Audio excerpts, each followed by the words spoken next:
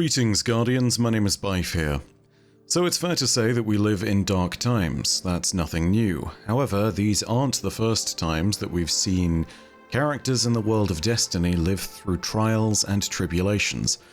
After all, Destiny had a period of time that was literally called a Dark Age, and at least one or two events worthy of being called disasters, one of which was called a Great Disaster. Today we're going to talk about some characters that have lived through those events and who, in spite of all that darkness, are trying to build a future for themselves. Those two characters are, of course, Eris Morn and the man with no name, Germain Wu Ming Dredgenhope, the Drifter. So, there's been a lot of hints that there's been something brewing between Eris and the Drifter for a little bit of a while now. Ever since back in the Season of Arrivals, Eris and the Drifter worked together.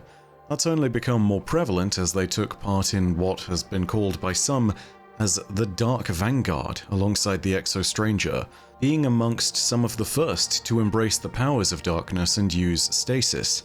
And as a result, they did gain a fair degree of mutual respect for each other, especially given that both of them were survivalists. Across the years, though, they've been brought together by a variety of circumstances. They've even investigated the throne world of Savathûn together, and worked to unravel the secrets of the nightmares on the Leviathan. I received your last message.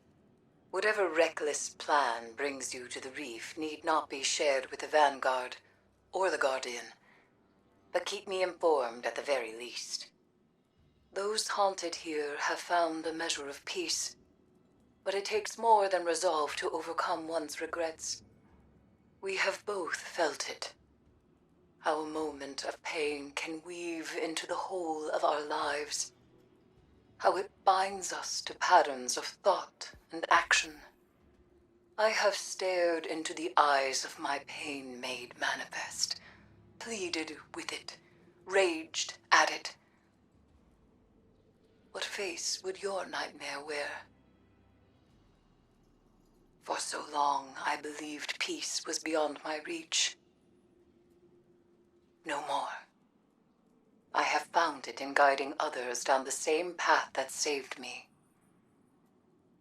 But I might allow myself to want more than peace. What? I am not certain. Is joy the word? Might I find that again? You told me to live my life. There is more truth in you than either of us would care to admit. I have something that will be of interest to you. The Lunar Pyramid remains rife with secrets. Meet with me, and we will discuss what I have found. Take care, Rat. You're in a sour mood. Xivu's still digging into your head, isn't she? Indulging your stupid questions is a contributor, but yeah, seems to be going around. Asa blocks most of it out. I'm sure she's having a field day with whatever's in your rear view. Well, she's sure trying. But here's my secret. Ain't nobody that can make me feel worse than me. Trust. Besides, you're not the only one with an ace up your sleeve. I've got a beam of moonlight keeping me going. They have grown close, that much is clear. But the problem with Eris and the Drifter is one of trust and putting one's own neck out on the line, putting skin in the game. For sure, they've worked together, they can rely on each other to survive. That much is true. But they've also been fighting just to survive, and they've been burned by the universe many a time before. Opening up takes trust, and for someone to put their best foot forward first. In the lore of this season, we get to see a moment where that happens firsthand. The Purpose lorebook tells us that it was Eris who started building that new future first, and it reads as follows. Eris let her eyes wander over the interior of the derelict, wondering if Drifter had hastily tidied it before her arrival. Unprecedented, but he could still surprise her. They sat together as they always did when she came to speak to him face to face. Drifter sighed and shook his head, flicking his coin absent-mindedly between his fingers. "Sloane's in a bad way," he said. Eris nodded.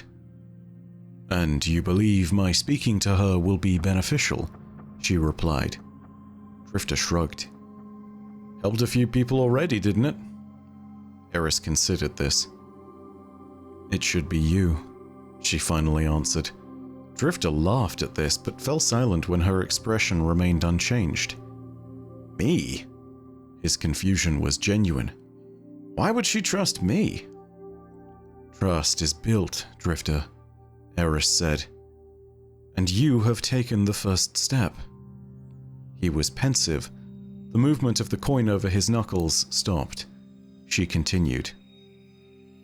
"I have found," she said, her words measured, "that one is grounded by honesty, not only in oneself, but with those around you." He heaved a slow, hard breath.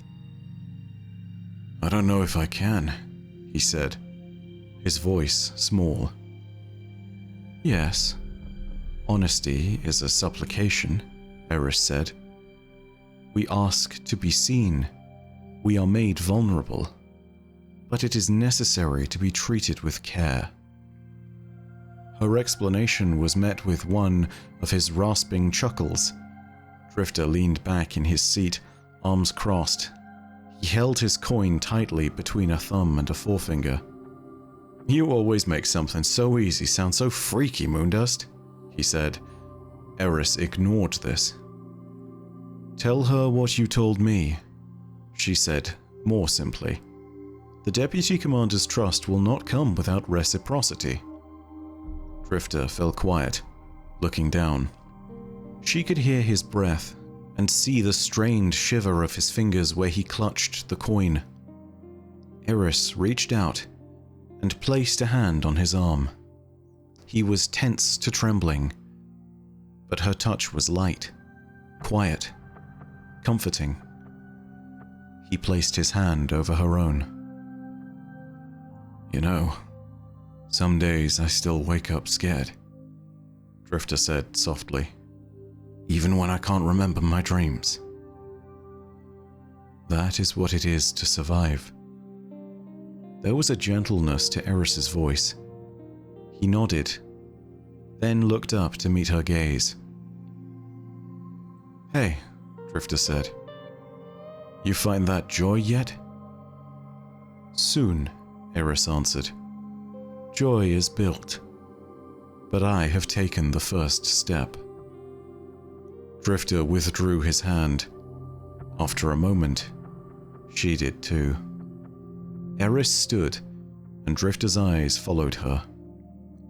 "Consider my counsel, Germaine." She knew he would. Drifter let the silence linger. "That's not my name," he said at last. "That is what you let them call you." It was a small link to his past. A link to a life he had picked for himself. He nodded slowly, holding her gaze.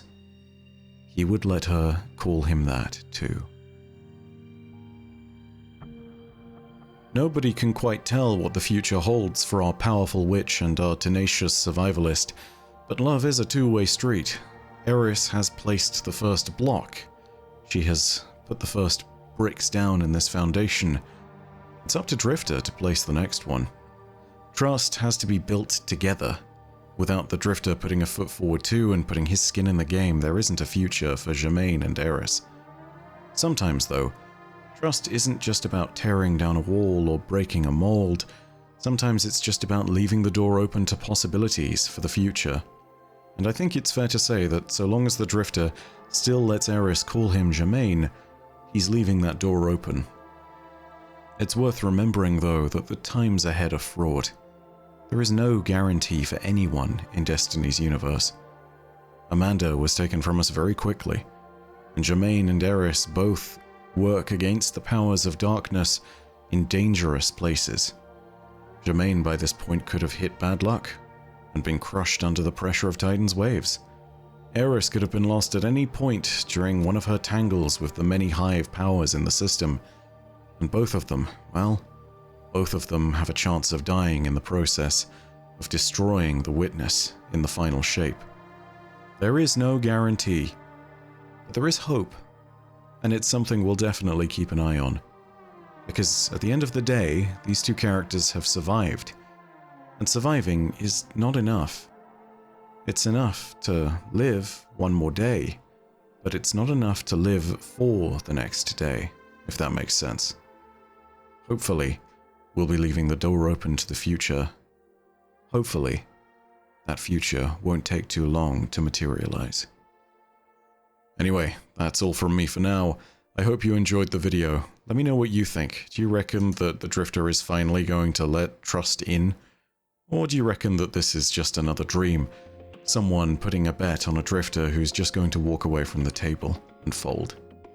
Whatever your thoughts are, let me know down below in the comments section. If you enjoyed the video, go ahead and leave a like.